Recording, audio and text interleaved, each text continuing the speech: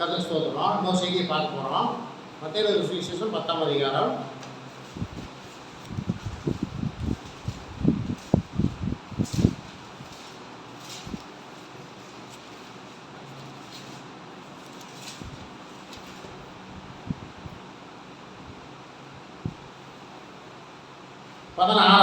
மத்தேயு சுவிசேஷம் 10:16 வாசிங்க. ஆடுகளை ஓநாய்களுக்கு அனுப்புவது கூட இதோ நான் உங்களை அனுப்புகிறேன். ஆகையால் சர்ப்பங்களைப் போல வினா உள்ளவர்களும் புறாக்களைப் போல கபடற்றவருமாய் இருங்கள். இப்போ இந்த வசனத்துல பிற்பகுதியை நம்ம எடுத்துக்கிறோம். இந்த வசனத்துடைய பிற்பகுதியை நம்ம எடுத்துக்கிறோம். என்ன? சர்ப்பங்களைப் போல வினா உள்ளவர்களும் புறாக்களைப் போல கபடற்றவருமாய் இருங்கள் என்று ஆண்டவராய் இயேசு கிறிஸ்து நமக்கு சொல்றார்.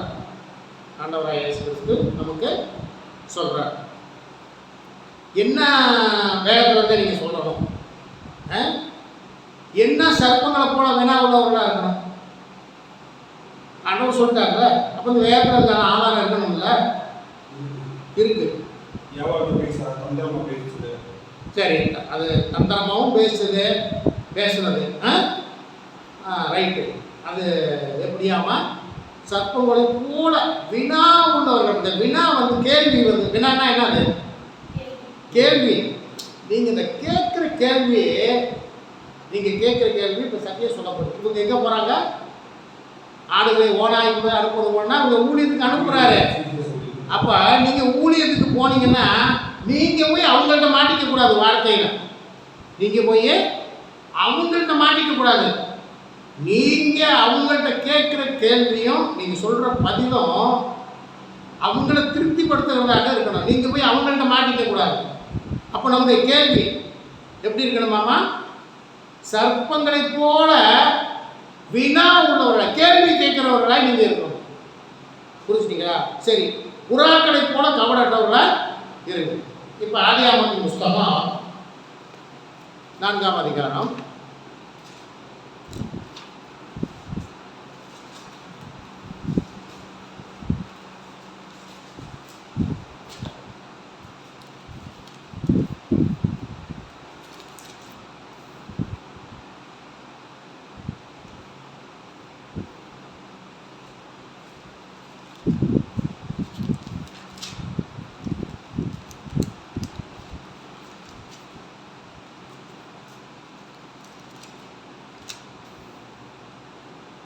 ஆதியாகமத்தின் புஸ்தகம் 3ஆம் அதிகாரம் 1 வாசி.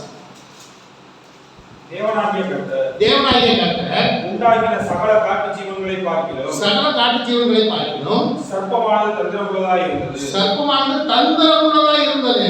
அது ஸ்திரியை நோக்கி நீங்கள் தோட்டத்தில் உள்ள சகல விருட்சங்களின் கனியை புசிக்க வேண்டாம் என்று தேவன் சொன்னதுண்டோ என்று.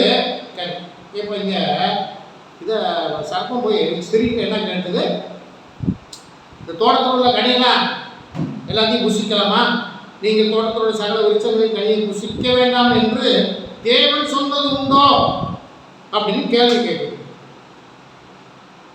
சரி, இப்போ ஸ்திரீ சர்ப்பத்தை பார்த்து நாங்கள் தோட்டத்தில் உள்ள விருட்சங்களின் கனிகளை புசிக்கலாம். இப்போ முதல்ல பதில் சொல்லிடுச்சு, நாங்கள் தோட்டத்தில் உள்ள விருட்சங்களின் கனியை புசிக்கலாம். ஆனாலும் தோட்டத்தின் நடுவில் இருக்கிற விருட்சத்தின் கனியை குறித்து தேவன் நீங்கள் சாகாதபடிக்கு புசிக்கவும் அதை தொடவும் வேண்டாம் என்று சொன்னார் என்றார். பாருங்க, ஸ்திரீ சரியான பதிலுங்க சொல்லிடுச்சு. அடுத்த கேள்வி பாருங்க. சர்ப்பம் சொல்லுச்சு, அப்பொழுது சர்ப்பம் ஸ்திரீயை நோக்கி நீங்கள் சாகவே சாவதில்லை, நீங்கள் இதை புசிக்கும் நாளிலே உங்கள் கண்கள் திறக்கப்படும் என்றும் நீங்கள் நன்மை தீமை அறிந்து தேவர்களைப் போல இருப்பீர்கள் என்றும் தேவன் அறிவார் என்றது. அப்பொழுது ஸ்திரியானவள் அந்த விருட்சம் புசிப்புக்கு நல்லதும் பார்வைக்கு இன்பமும் பார்வைக்கு இன்பமும் புத்தியை தெளிவிக்கிறதற்கு இச்சிக்கப்படத்தக்க விருட்சமாய் இருக்கிறது என்று கண்டு புத்தியை தெளிவிக்கிறதற்கு இச்சிக்கப்பட உற்சவமாய் இருக்கிறது என்று கண்டு அதன் கனியை பறித்து புசித்து தன் புருஷனுக்கும் கொடுத்தாள். பறித்து புசித்து தன் புருஷனுக்கும் கொடுத்தாள், அவனும் புசித்தான். ஆகவே இந்த சர்ப்பங்களை போல வினா உள்ளவர்களா இருக்கணும். சரியா? நம்ம போய் ஒரு சத்தியம் சொல்ற போன இடத்துல போய் நம்ம போய் அவங்கள்ட்ட மாட்டிக்காத அளவுக்கு நம்ம கேள்வியும் பதிலும் சரியானதாக இருக்கணும் என்கிற அடிப்படையில் தான் ஆண்டவர் அங்க சொல்றாரு. அப்படின்னா நீங்க சர்ப்பத்தை போய் தந்திரமா இருக்க சொல்லல, ஏமாத்துறவங்களா இருக்க சொல்லல. சர்ப்ப சிறிய ஏமாத்துறது, புரிஞ்சுக்கிட்டீங்களா? அது மாதிரி அப்படி இருக்க சொல்லல.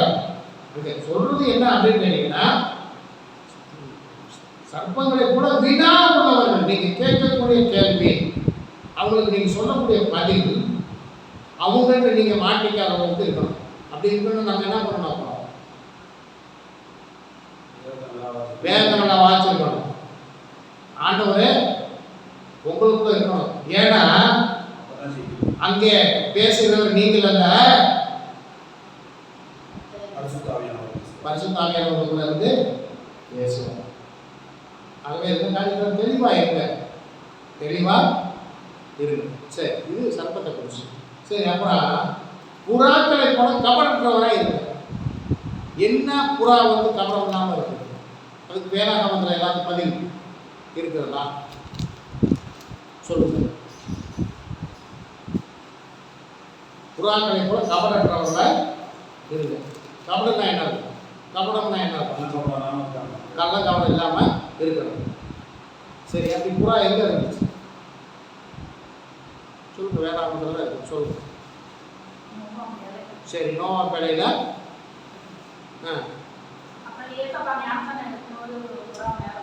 ரைட்டு. புறா ஏன் கபடம் இல்லாமல் இருந்துச்சு? கபடற்றவர்களாக இருக்கணும் ஆண்டவர் முன்மாதிரியாக சொல்கிறாரு. திருவாசிங்க 8ஆம் அதிகாரம், ஆதியாகமத்தின் புஸ்தகம் 8ஆம் அதிகாரம் 6 வாசி. 40 நாள் சென்ற பின்பு நோவா தன் பேழைக்குள் செய்தது ஜன்னலைக்கிறது. நோவா தான் செய்திருந்த ஜன்னலை திறந்து ஒரு காகத்தை வெளியே விட்டார். அது புறப்பட்டு பூமி மேல் இருக்கிற ஜலம் வற்றி போகும் வரைக்கும் பூமியின் மேல் இருக்கிற ஜலம் வற்றி போகும் வரைக்கும் போகிறதும் வருகிறதுமாய் இருந்தது. இப்போ என்னத்தை விட்டாரு? காகத்தை. இந்த காகம் என்ன பண்ணுச்சா, ஜலம் வற்றி போகிற வரைக்குமே என்ன பண்ணிக்கிட்டு இருந்துச்சான்? போக்குவரத்துமா இருந்துச்சா? அது ஏன் போக்குவரத்துமா இருந்துச்சு? உட்கார்றதுக்கு இடம் இல்லையா? முடியா? இப்போ உட்கார்றதுக்கு இடம் இல்லைன்னா அந்த காகம் போகாமல் இருந்திருக்கணும். திருப்பி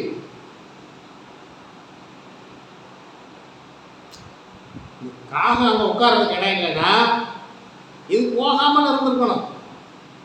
ஏன் போக்குவரத்துமா இருந்தது? எங்க இருக்க பிடிக்கல? பேரக்குள்ள இருக்க பிடிக்கலையா?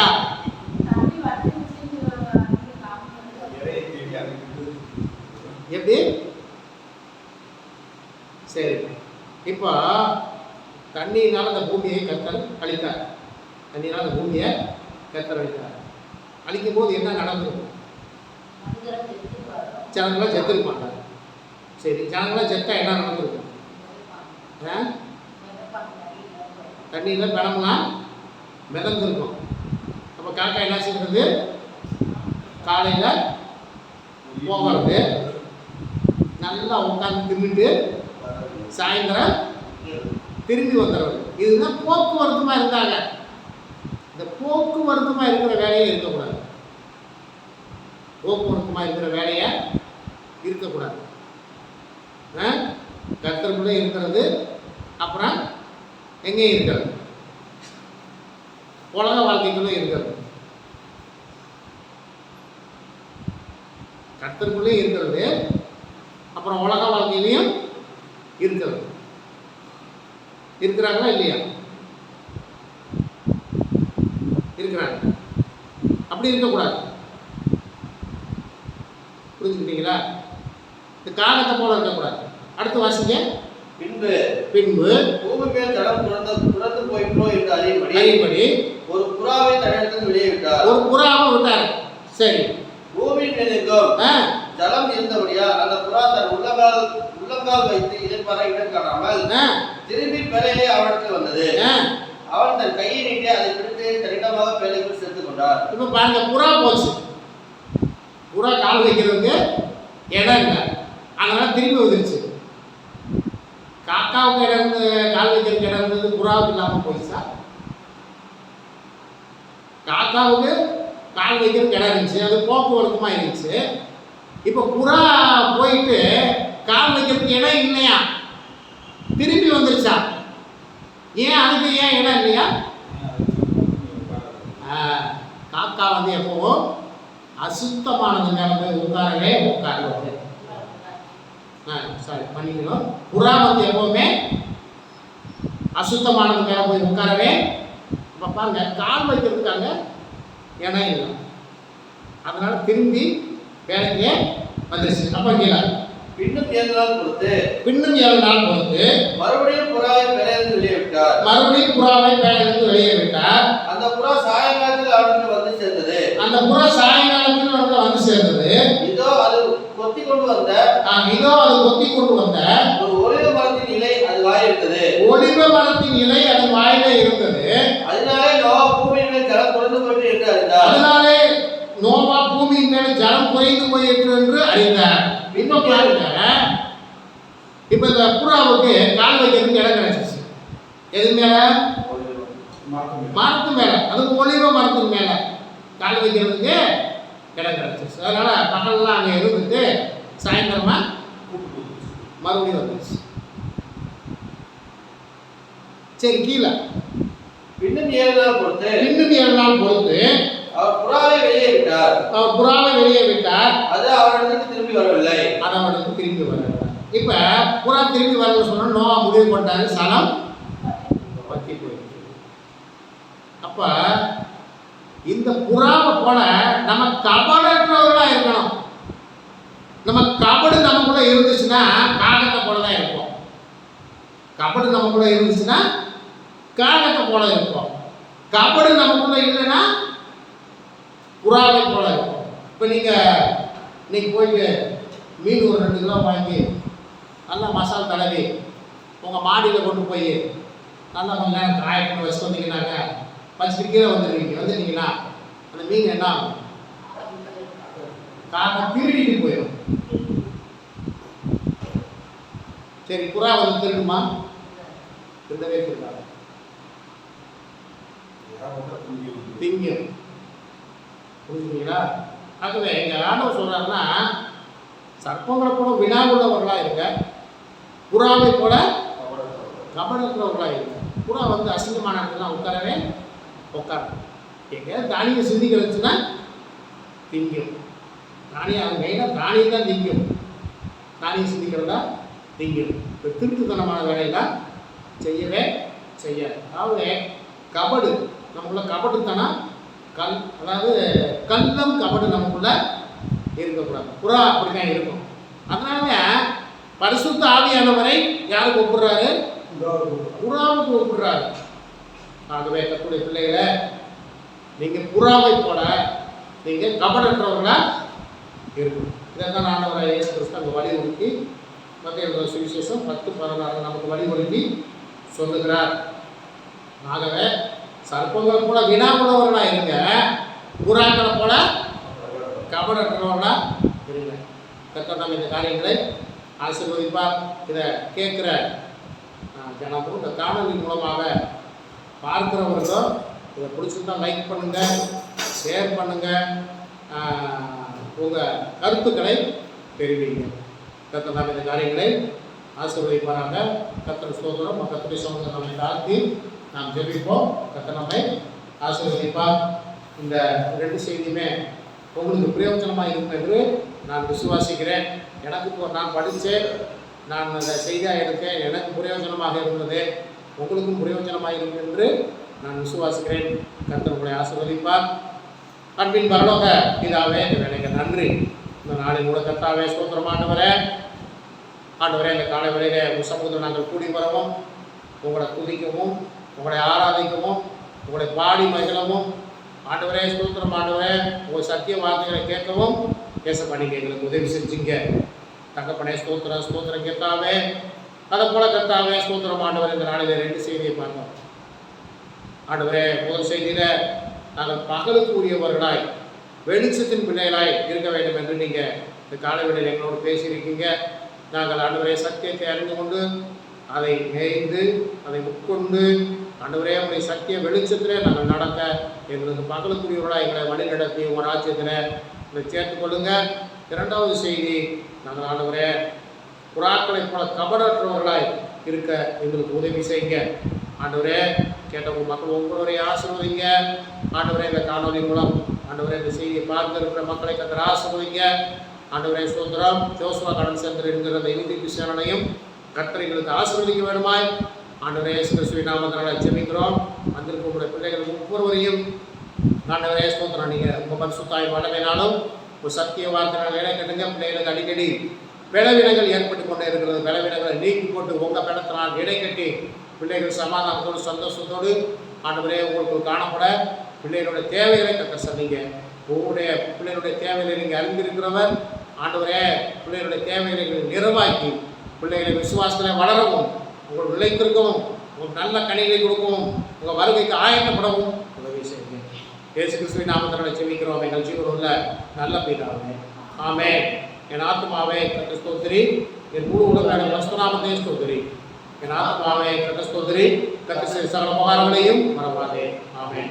நம்முடைய பிதாவாகிய தேவனுடைய அன்பும் கர்த்தராகிய இயேசு கிறிஸ்துவின் கிருபை பரிசுத்த ஆவியானவருடைய அந்நியமும் கர்த்தருடைய பிள்ளைகளை நம்மோடும் உலகத்தினுடைய எல்லா பரிசுத்தவான்களோடும் என்றும் என்றும் சதா காலம் நிலைத்திருப்பதாக.